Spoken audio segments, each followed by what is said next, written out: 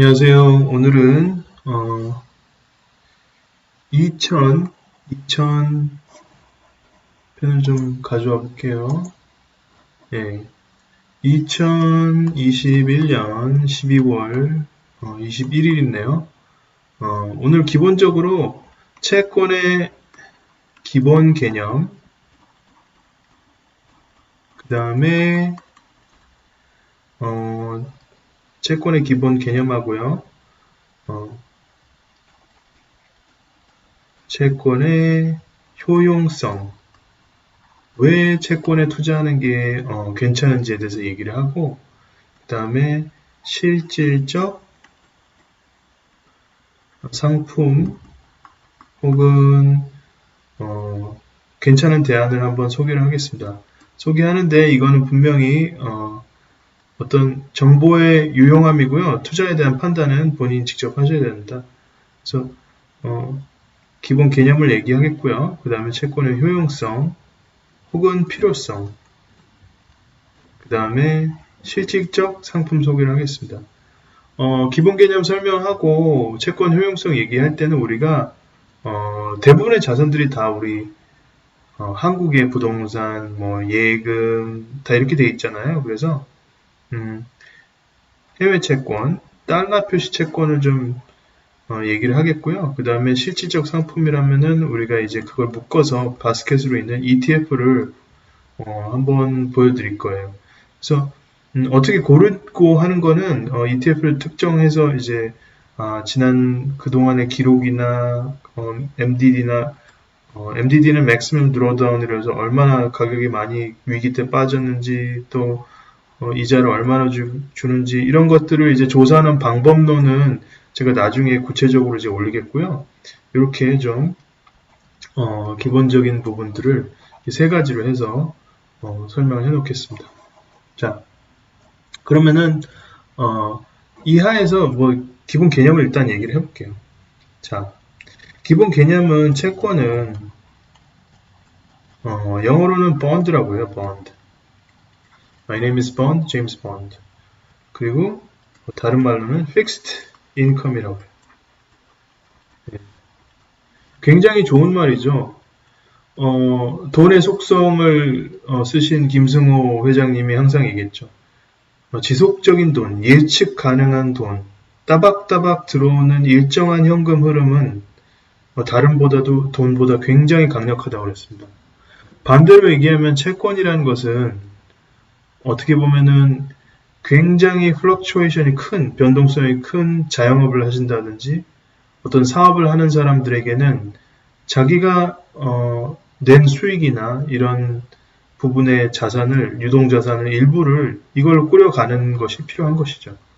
또 예를 들어서 은퇴하신 분들이라 이제 완전히 이제 일을 끝내고 더 이상 고정적인 수입이 없으신 분들은 특히 나이가 60대 넘어서 고정적인 수입이 부족하신 분들은 배당만 받으신 분들은 이 픽스드 인컴이 굉장히 괜찮을 수도 있죠. 그죠? 왜 그러냐면은 예측 가능한 현금 흐름이니까요. 그래서 저는 자기 금융자산의 50% 이상은 이제 나이가 70이 넘으셨으면은 채권의 형태로 가져가시는 게 맞다. 이런 생각을 합니다. 그것도 달러 표시 채권을. 그래서 픽스드 인컴이라고 하는데 이게 뭐냐?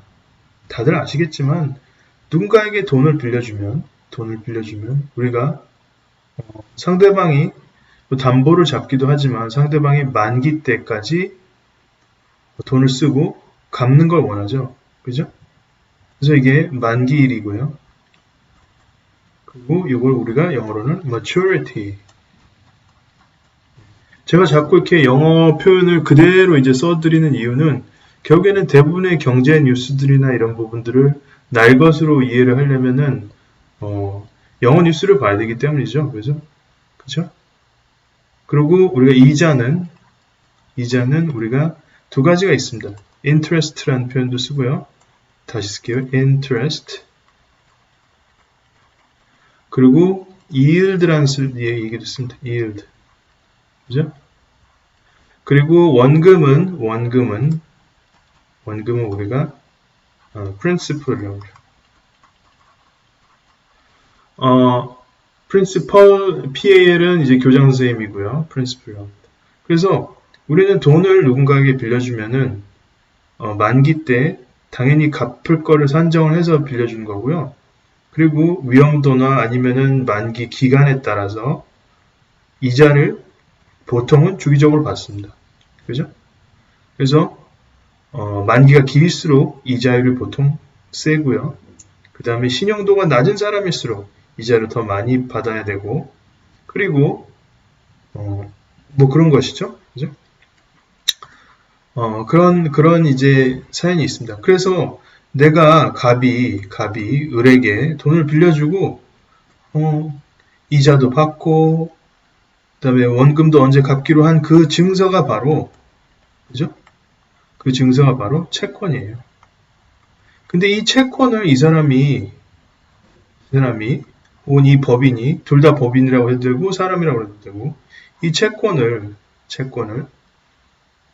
돈을 받을 권리, 그리고 이자를 받을 권리를 또 시장에서 거래하기도 하는 거예요. 그래서 병에게 이걸 팔고, 병은 돈을 주고 그 중간값이 서로 이제 호가와 서로 매수하고 매도하고 싶은 가격이 만나서 그걸 팔고, 병은 이제 을에게 이자도 받고 만기 때 원금을 받을 수도 있는 거죠. 그죠? 이게 우리가 이제 채권의 기본 개념이에요. 아주 간단한 겁니다. 그래서 우리가 단 채권은 주식과 비교했을 때는 돈을 빌려주는 거기 때문에 채무의 의미이기 때문에 채무. 예를 들어서 기업이 파산했을 때는 이것은 equity죠. equity. 채무는 liability이기 때문에 이 채무에 대한 상환이 우선합니다. 그래서 기업을 청산하면은 채권자들에게 자산을 매각해서 돈을 갚게 되어 있는 겁니다. 예전에 대우자동차 판매 부도 났을 때 채권 소유자들은 100원을 투자했으면 95원을 회수했지만 주식 투자자들은 거의 아무것도 건지지 못했죠. 그것도 채권과 주식 간의 큰 차이입니다.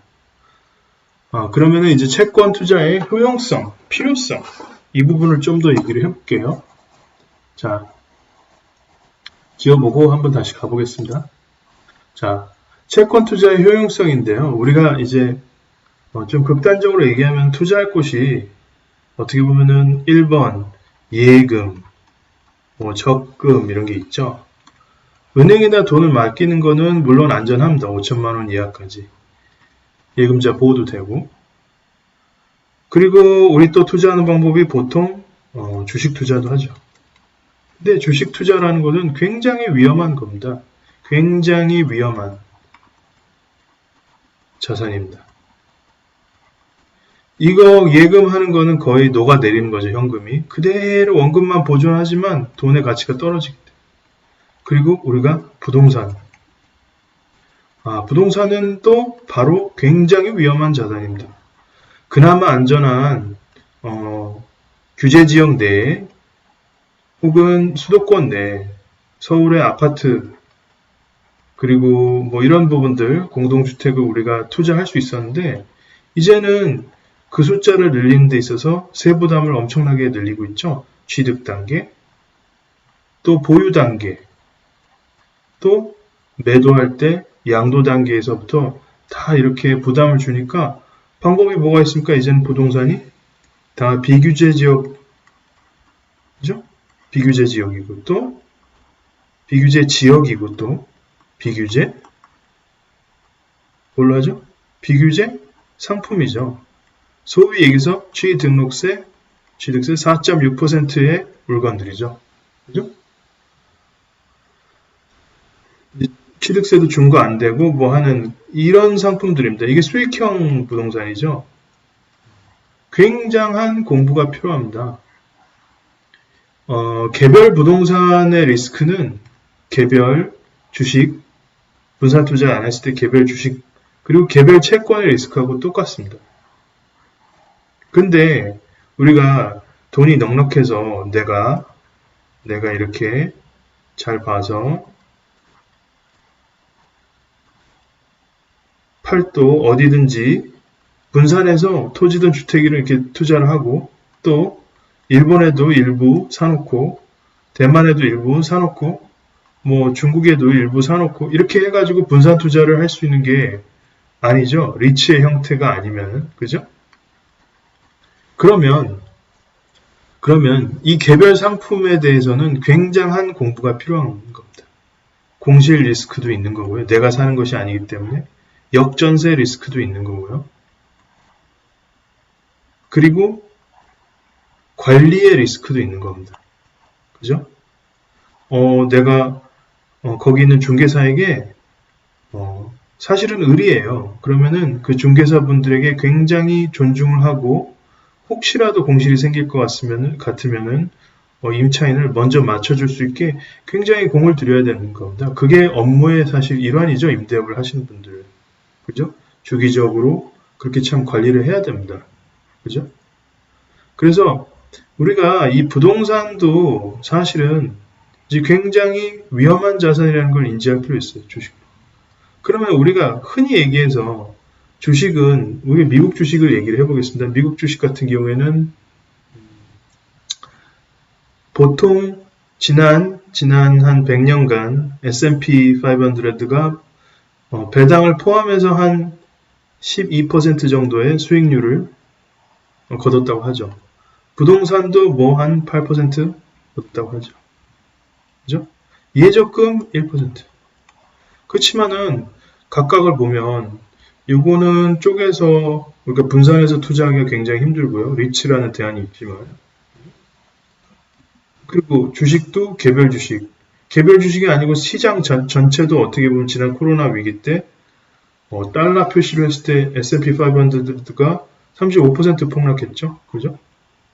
부동산은 미국의 상업용 부동산 ETF들 보면 거의 뭐 한 50% 넘게 빠졌던 것들도 많죠.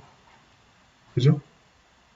우리가 이제 주택만 보고 한국의 특수한 사정만 보고 이제 얘기를 해서 그러는데 부동산도 뭐 그렇습니다. 그렇지만 그리고 또 부동산의 단점은 뭐죠? 굉장히 시장이 안 좋을 때 그때 거래가 안 되죠. 팔고 싶어도 사줄 사람이 아예 없는 거죠. 그죠? 주식시장하고 달리 그 LP들이 없는 거죠. Liquidity Provider들, 유동성 공급자들이 없기 때문에 낮은 가격에 내놔도 팔리지 않는 경우가 굉장히 많습니다. 그죠? 그런 측면이 있습니다. 주식처럼 유동적이고 언제든지 현금화할 수 있는 유동성, 리퀴디티가 있어서 그죠? 돈을 언제든지 뺄 수 있었으면 좋겠고 수익은 어느 정도 났으면 좋겠고 그렇죠?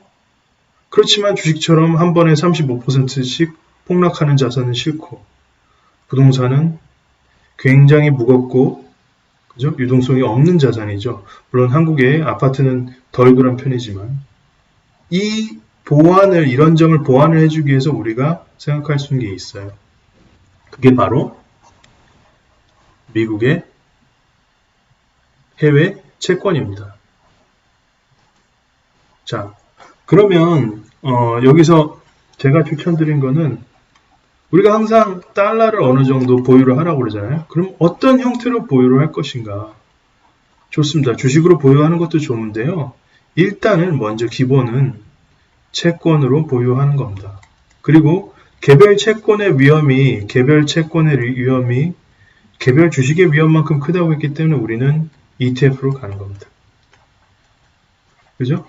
그리고 그 위험을 어느 정도 알 수 있는 그런 등급이라는 것이 있기 때문에 이런 것을 감안해서 우리가 거래를 할 수 있는 거죠.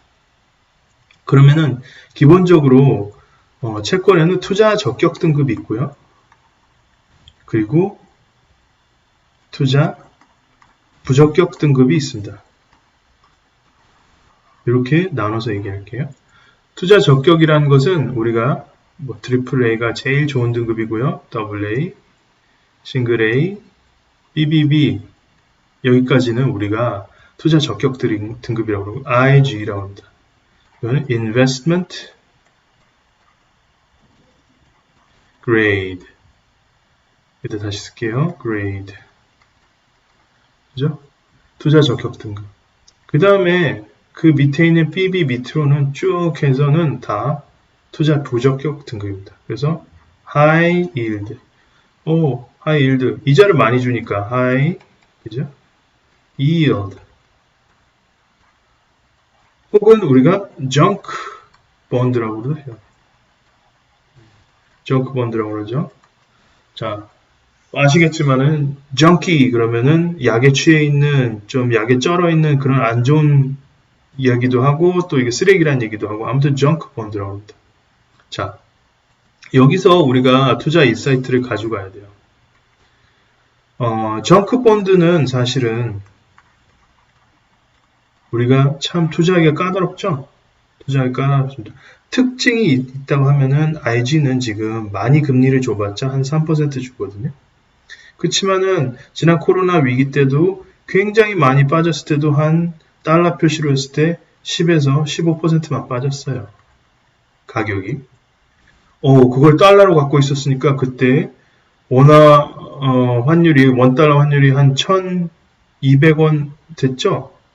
평상시보다 그만큼 10% 정도는 튀었기 때문에 상쇄되고 원금 보존이 가능했던 거죠. 그죠? 제가 지금 얘기하는 거는 정크 본드가 아니고 IG였습니다. 그죠? 인베스트먼트 그레이드가 그랬어요. 이렇게 해서 보유를 해서 가져가는 것도 괜찮죠.